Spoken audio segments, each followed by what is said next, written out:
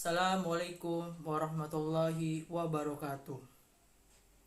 Perkenalkan, nama saya Edo Sukanda, mahasiswa Institut Agama Islam Negeri Syekh Nurjati, Cirebon.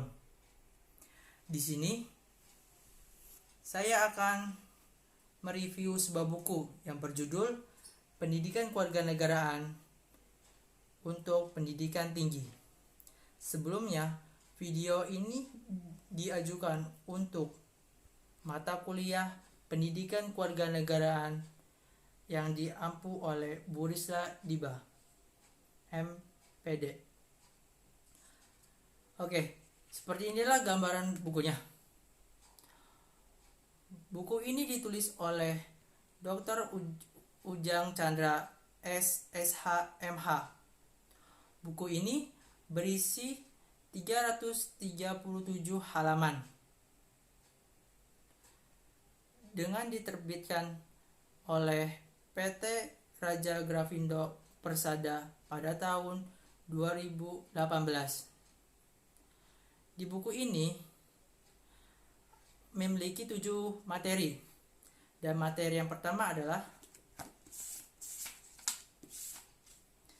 orientasi terhadap pendidikan kewarganegaraan. Materi yang kedua adalah memahami identitas nasional sebagai karakter bangsa Indonesia.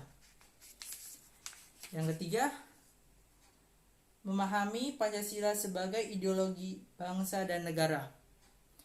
Dan keempat, memahami negara, konstitusi, dan warga negara.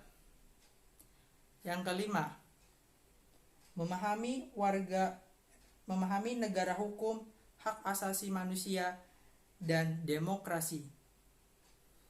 Yang keenam, memahami wawasan Nusantara sebagai wawasan nasional Indonesia. Yang terakhir, memahami ketahanan nasional dan negara nasional Indonesia. Itu saja, mungkin sekian.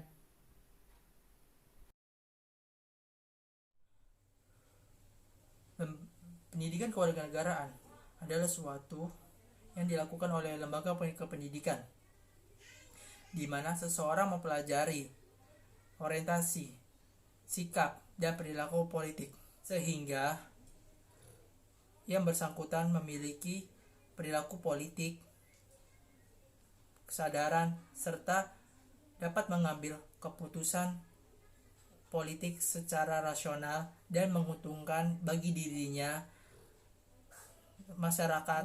Pendidikan kewarganegaraan adalah bagaimana menjadi warga negara yang cerdas serta berpikir kritis dan ikut membangun bernegara dan berbangsa.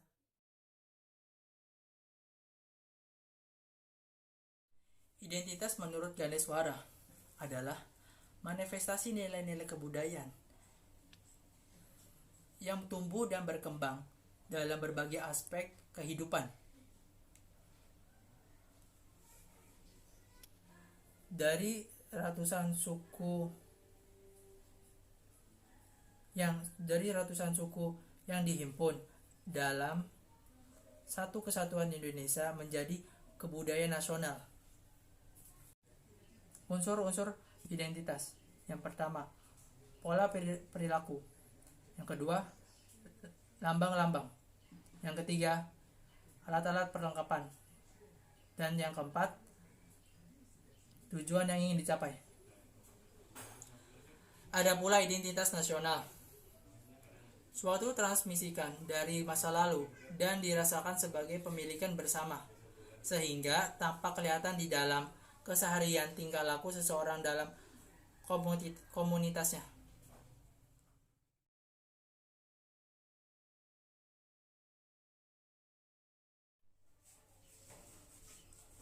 Ideologi dapat dikatakan kumpulan gagasan, ide-ide, keyakinan, kepercayaan yang menyeluruh dan sistematik. Macam-macam ideologi. Yang pertama, ideologi liberalisme. Yang kedua, ideologi konservatif. Yang ketiga, ideologi sosial dan komunis. Yang keempat, ideologi fasisme. Yang kelima, ideologi Pancasila.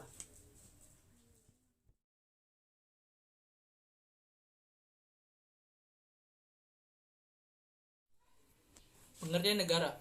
Negara merupakan integrasi dari kekuasaan politik dan merupakan organisasi pokok dan kekuasaan politik. Dan pengertian konstitusi. Menurut Sri Soemantri, merupakan naskah yang memuat suatu bangunan negara dan sendi-sendi sistem pemerintah negara. Di Indonesia menggunakan Undang-Undang Dasar 1945.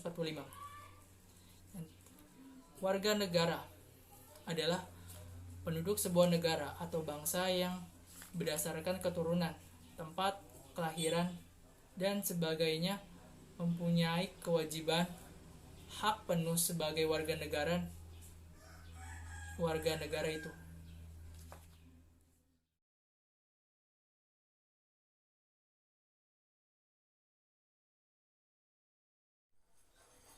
Negara hukum.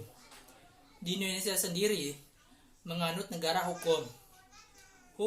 Karena agar tidak ada kecurangan dalam sistem pemerintahan.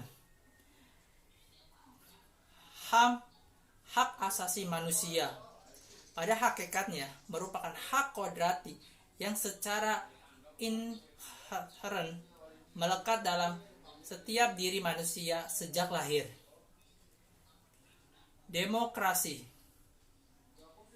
adalah di Indonesia sendiri menggunakan sistem demokrasi agar warga juga dapat ikut ambil dalam kepemerintahan.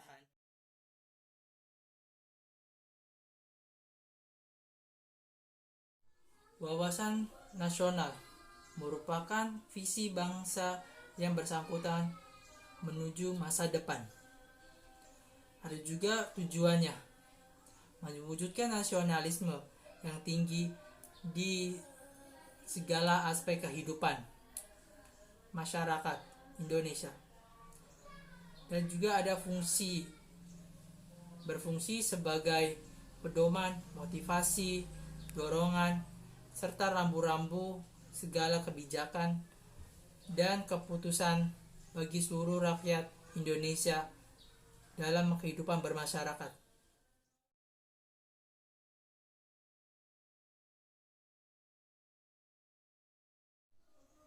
Ketahanan nasional. Jika sebuah negara memiliki ketahanan nasional, maka negara tersebut mampu tahan dan kuat dari segala bentuk ancaman dan tantangan. Unsur-unsur ketahanan nasional. Yang pertama ada ketangguhan, yang kedua keuletan, yang ketiga integrasi, yang keempat identitas, yang kelima gangguan, yang keenam ancaman, yang ketujuh hambatan, yang kedelapan tantangan. Ada juga pengaruh ketahanan nasional. Yang pertama, pengaruh hak asasi manusia. Yang kedua, pengaruh demokrasi. Yang ketiga, pengaruh lingkungan hidup.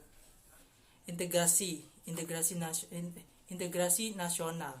Integrasi nasional adalah upaya mempersatukan seluruh unsur suatu bangsa dengan pemerintahan dan wilayah. Strategi integrasi. Yang pertama, asimilasi. Yang kedua, akulturasi. Yang ketiga, pluralis. Oke, sebenarnya masih banyak lagi materi yang ada di buku ini. Tapi di sini saya hanya menjelaskan tentang inti-intinya saja. Dan di sini juga